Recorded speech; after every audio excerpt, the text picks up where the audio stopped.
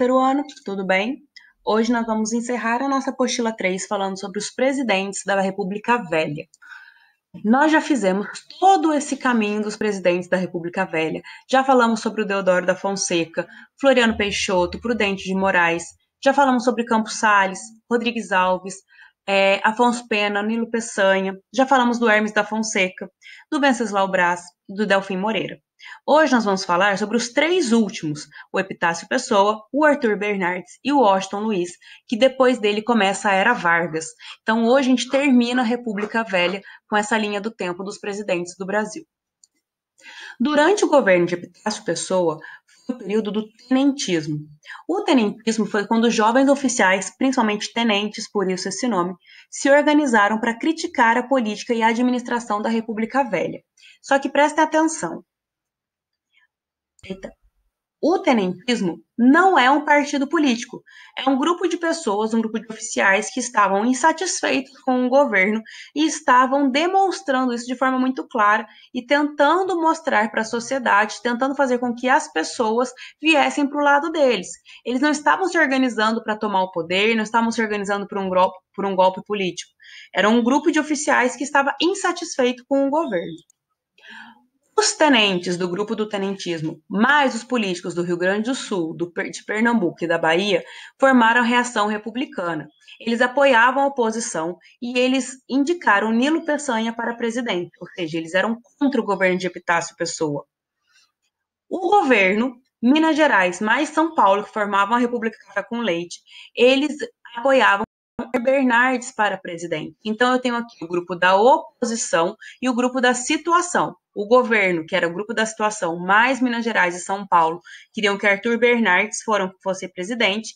Já os tenentes, Rio Grande do Sul, Pernambuco e Bahia, formaram a Reação Republicana e formavam a oposição. Eles indicavam Nilo Peçanha para a presidência da República.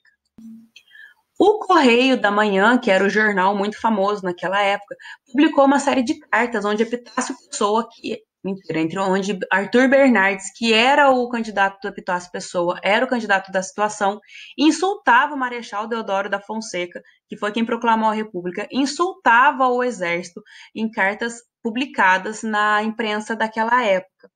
Essas cartas depois foram provadas que eram falsas, mas elas causaram uma série de crises políticos-militares, principalmente crises internas no governo. Mesmo com esse caso das cartas falsas, Arthur Bernardes foi eleito.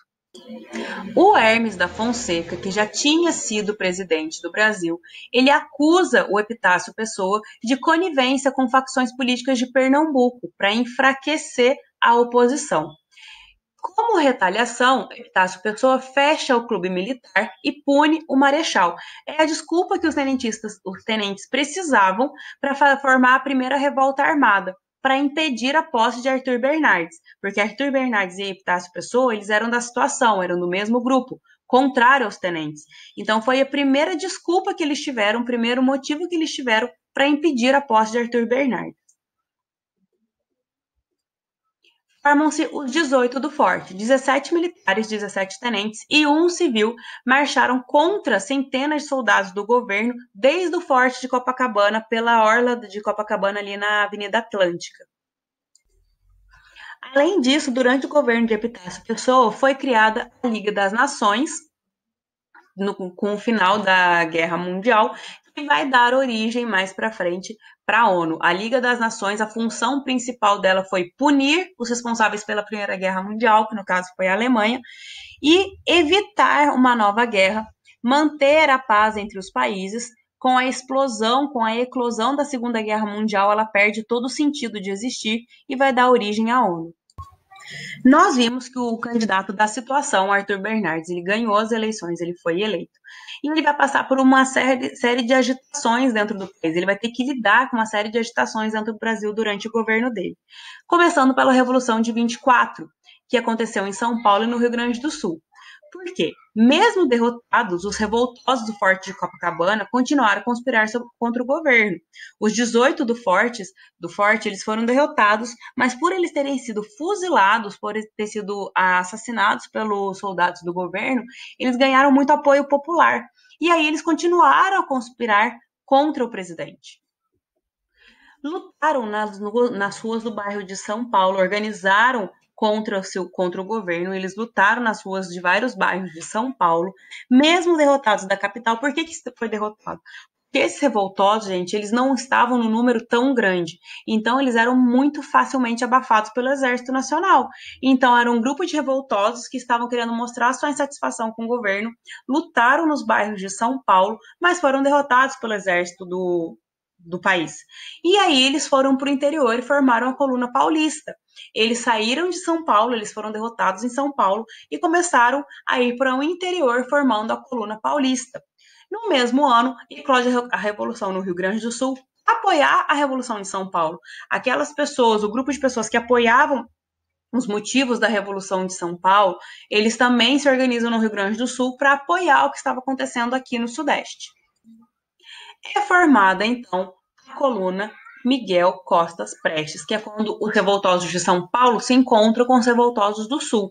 Antes estavam revoltados cada um no seu estado. A partir do momento que eles se encontram, eles aumentam em número e aumentam em força. Continuaram pelo Brasil a campanha de incentivo à rebeldia. Eles marcharam por todo o interior do Brasil, incentivando as pessoas a aderirem à causa deles, incentivando as pessoas a se revoltar contra o governo.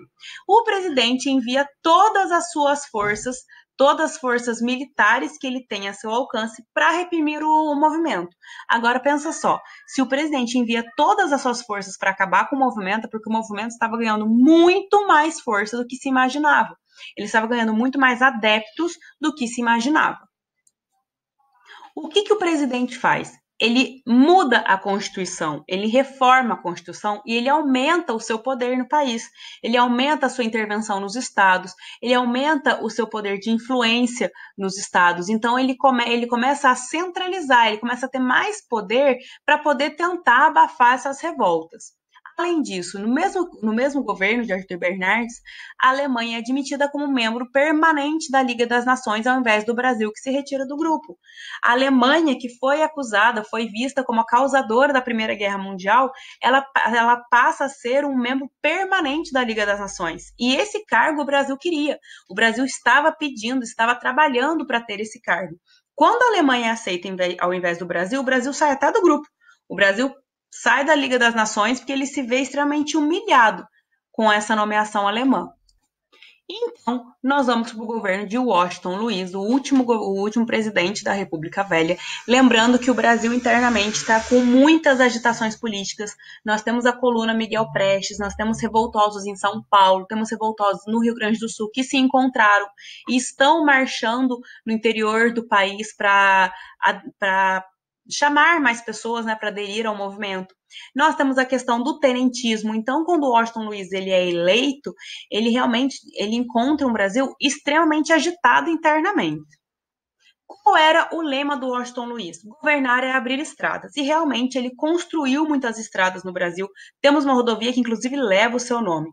E no governo de Washington Luiz, finalmente acontece o rompimento da política do café com leite, que é aquela política de alternância do poder da Câmara dos Deputados entre São Paulo e Minas Gerais.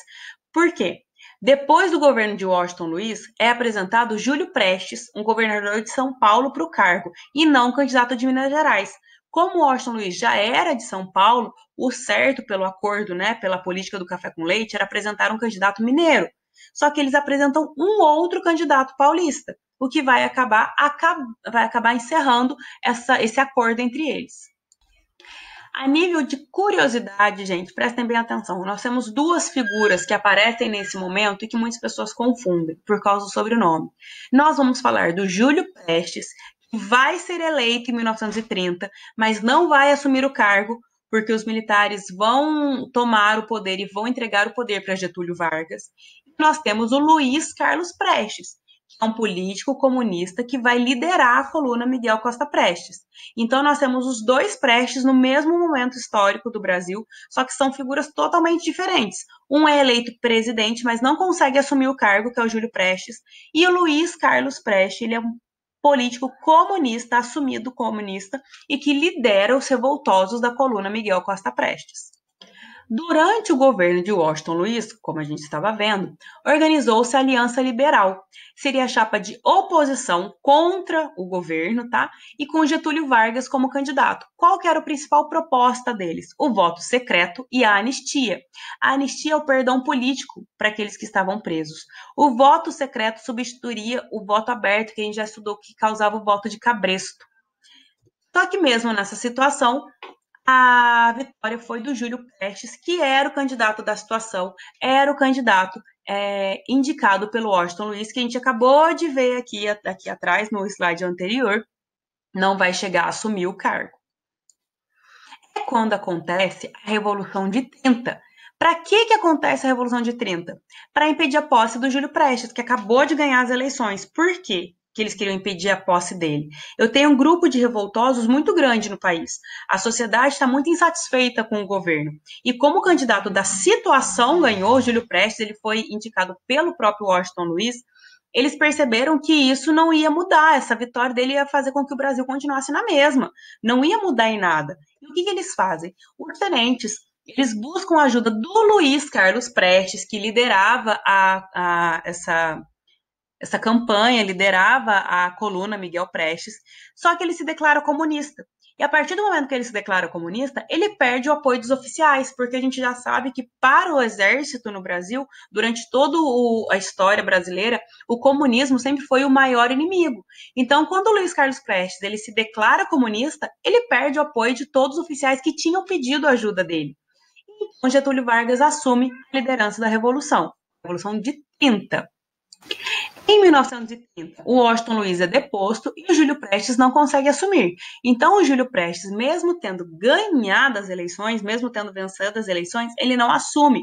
Uma junta pacificadora, formada por 3 oficiais, entrega um governo a Getúlio Vargas. E a partir daí, de 1930, começa a Era Vargas.